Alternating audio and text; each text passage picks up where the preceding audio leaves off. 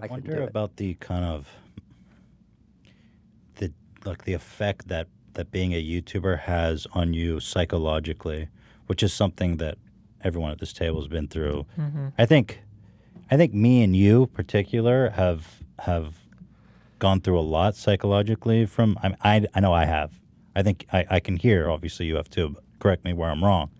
But there's such a I want to say like stress.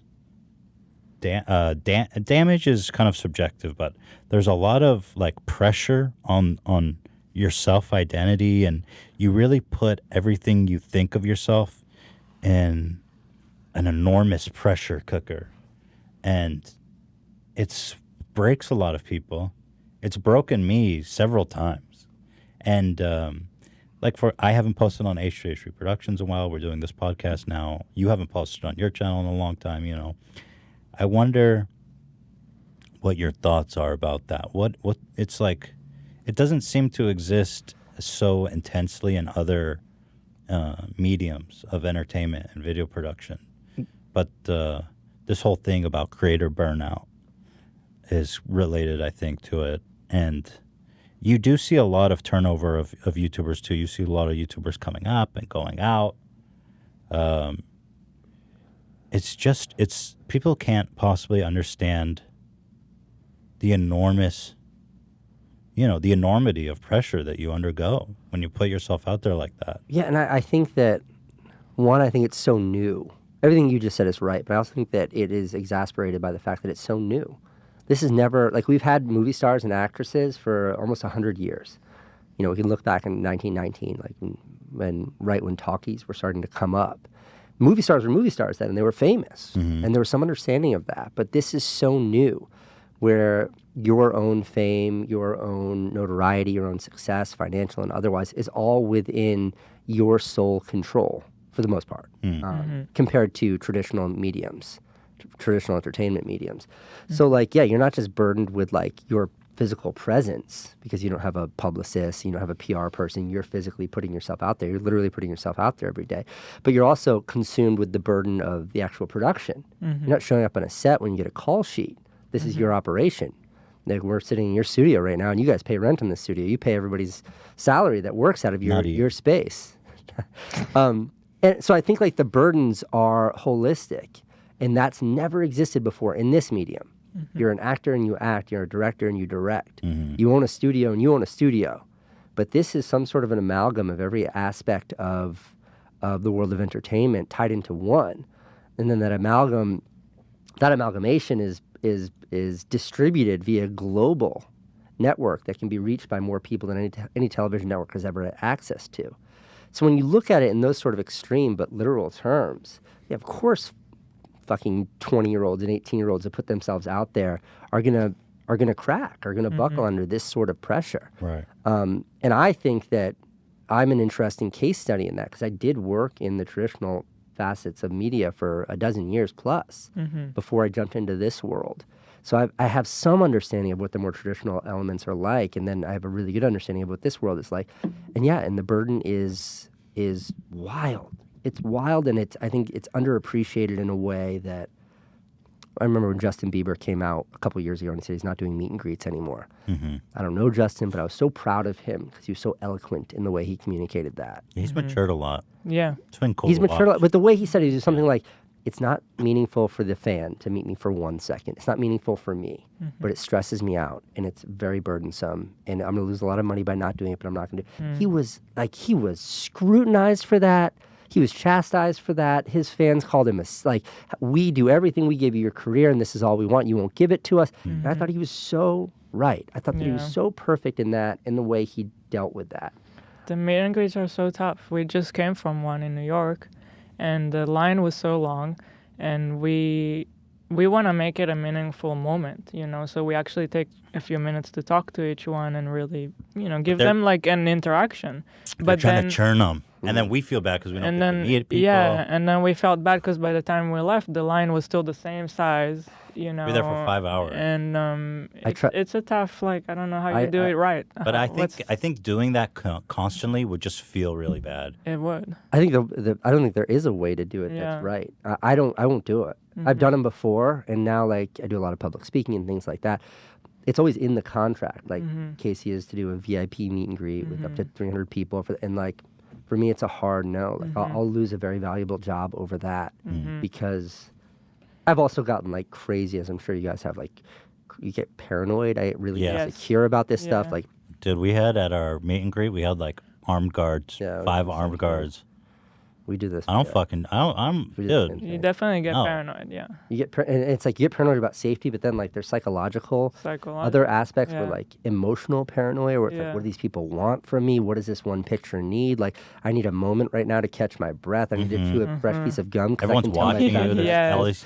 Why is everybody touching me? My hands are dirty. Are there germs on my hands? And it's just like, shaking. You start to go crazy. Yes. You start to go people breathing on you, and you can smell them. Like that degree of intimacy with strangers who know you. Yeah. Like not you to sound don't like know a psycho. You don't know anything. But this, like when you're doing 300 people in 90 minutes, all this shit's going through your head.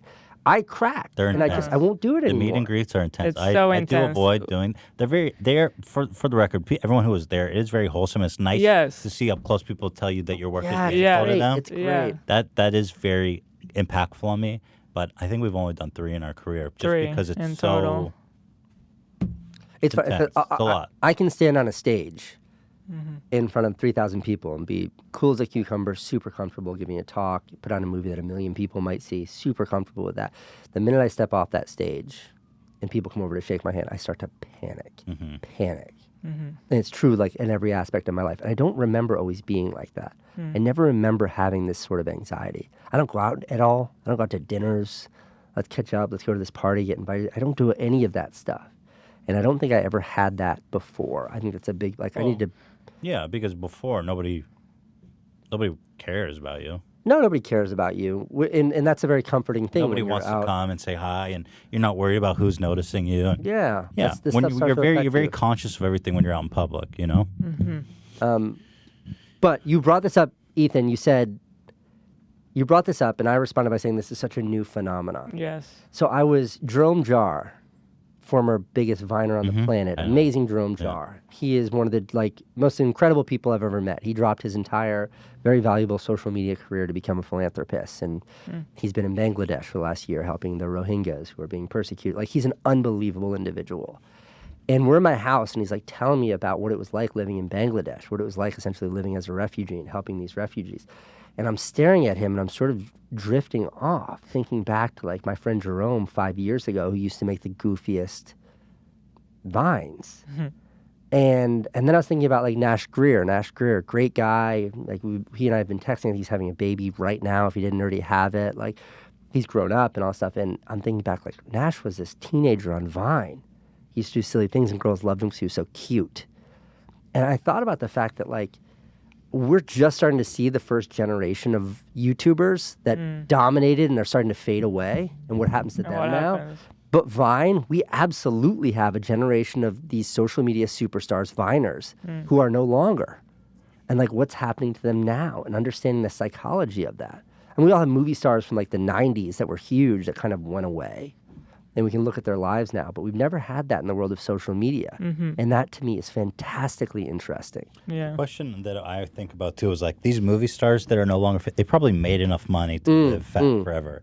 Social media people, not necessarily. Not necessarily. If you make a couple $1,000,000 and then your career's over for whatever reason, that's not enough, dude. Especially especially if you make that money when you're young and it feels like there's an endless amount of it. And also, it's not that many social media stars have made a couple $1,000,000. Right, and that's a lot. That's even a lot. That's a lot. That's what I mean. I mean, it's more like you're getting $10,000 brand deals once or twice a month, which is an ungodly amount of money. Yeah. And that's more than my parents have ever made, and it's more than their parents have ever made. And you're like, shit, this is incredible. I can live this life I'm rich. Yeah.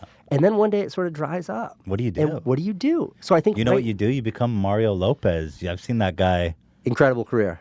Incredible Mario career. Lopez is on like every What does he info. do? Like we were in the hotel and he's doing like the hotel promo. You know Mario Lopez from Saved by the Bell? He probably muscle got guy. the residuals though. The handsome ones.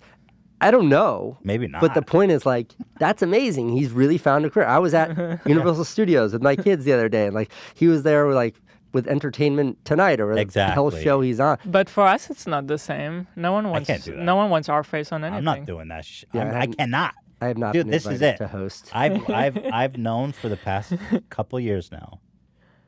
This is it, baby. There's no next. Like I need to be good for life because after this, I'm not gonna be a bagger at Ralph's. I can't be a bagger at Ralph's, bro. And I'm not gonna do anything else. What am I qualified to do? Whole Foods. I'm gonna be of Whole Foods. Now we're talking. Well, that's very premium. I will say, like, but you know how much shit I'll get. I can't just go bag shit now. Like even if I wanted to, you know how much shit I'm gonna get from shoppers. There was a really interesting article a couple of years ago, and it was about like medium. I think they call them middle class social media stars, something like that. But it was about a YouTuber, and she, at the time, this is years ago, she was like, I'm not making enough money off of my YouTube channel to not work a day job, but I can no longer work in Starbucks because so many people were coming in being like, whoa, aren't you that YouTuber? Wow. And it was an interesting phenomenon to study. I've been there. I'm not there now, thankfully, but for a long time in our career, we were both too famous but not rich enough. There was a crossover there where... And now you're just famous enough and rich enough. Yes, we're fucking. I mean, we're dude, jacked, bro. I drove in on the Gatsby. I know. I know how well symbol. you're doing. It is vivid. Dude, $3,500 we dropped on that. Okay, that's insane. That's a status symbol, Proper dude. used Toyota for $3,500. That's what I'm saying, dude. No, I'm rich. Thank you for noticing. You need one though. I need a whole fleet of them. I was talking with a friend recently who's like struggling. A very successful guy, but he doesn't know what's idiot. Doesn't know what's next or where he's going. And we talked about this idea of like when you find your perfect fit in your career, like what that is and what that means. And he was thinking of it as like, I haven't found it yet. And that's frustrating for me. And I genuinely am, concerned's not the right word, but I think often that like, what if that vlog, which felt so right to me when I was making it every day for those 800 days, like felt so right, was like the ultimate creative expression for me. Like, what if that was my high watermark? I mean, I don't think I'm gonna be bagging at Ralph's anytime soon, but like, I think about that too, you know, as I sit here. Well, it was until it wasn't. Yeah, right? exactly. Because you started, obviously your whole family was starting to see the consequences, and it was becoming negative. No, but there's a time and place. Like I have that feeling too. But so I was doing H3 videos, and I know that's what people enjoy. Them people love that, and they get lots of views, and it's nice. But there's just a certain point where I just couldn't do it anymore. The format was stale. It felt uninspired. It didn't feel good. It was performing well. It was always doing well, but like it just wasn't working, and that's why we've gone all in on the vlog, is because the podcast. The podcast. I got excited for a minute. No, not the vlog. Can't wait to see this that. is kind of just a vlog with one camera, right? A lot of talking. Stationary, yeah. We need more time lapses. But I felt like that time and place, at least for the time being, was it. It had its time and place, and that was it. And I had to go try something new now, which is what this is. You peaked at Vape Nation. Yeah. Yeah, dude. Even today, the meet and greet, everyone wants to throw up the Vape Nation. Yeah. I don't feel bad about it. No, and you should be proud of it. You created that. And I feel the same way about the vlog. The only thing that's like a little bit difficult to really understand and comprehend is that like that's what your audience sees and that's what they expect. Like I'm working on something now that it's pretty far from a YouTube video. Like I'm working on a feature-length documentary. And I think it's going to be great. And I think it has real opportunity. I'm super excited about it. I don't know. I'm just working on it. Right now, I just want to make it great. Okay. Interesting. But like, is it going to be as good as my vlog? I don't know. Who cares? But I know the audience that loved the vlog might not love this. You gotta embrace the seasons of your life, my dude. Yeah, exactly. I appreciate that, and you're right, and that's what I'm doing. But it is still a little bit scary. Like you can't go back. You can't go back and do it. You know what I mean? You as a person keep evolving, and you can't be the same person that was making those. That's right. Right. You got to be like things change in your life. You change. Right. You grow up. Years go, and you become a different person. The audience is the thing is, you can't You can't. You have to try your best not to let the audience dictate your content. Because the reason that they like your content, the reason they watch you to begin with, is because it's a genuine expression of yourself. That's the best content. And so if you lose some, you gain some new ones. But ultimately, as an artist, you have to be as true to yourself as possible. You have to ignore everything.